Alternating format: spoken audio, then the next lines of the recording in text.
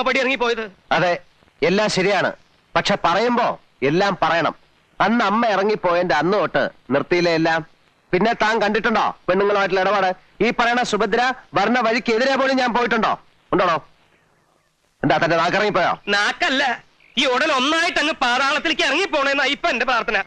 അതൊരു ദിവസം ഞാൻ തന്നെ ചവിട്ടി താഴ്ത്തും. ഓ നീല, തിരിച്ചു വരുമോ ഇല്ലയോ എന്നുള്ളതല്ല, ഒന്ന് പോയി കാണണം. നല്ല സുഖമില്ലാതെ കിടപ്പിലാണെന്നല്ലേ കേട്ടത്? സുഖമില്ലെങ്കിൽ അവിടെ ആംഗ്ലമാര് തമ്പുരാക്കന്മാരുണ്ടല്ലോ നോക്കാൻ, ഏഭ്യന്മാര്.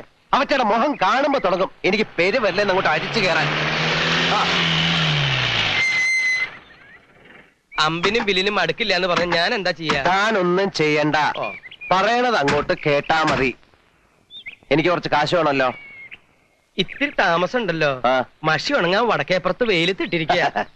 ഈയിടെ ആയിട്ട് തന്റെ ഹ്യൂമർ സെൻസ് ഇത്തിരി മെച്ചപ്പെട്ടിട്ടുണ്ട്. Thank you.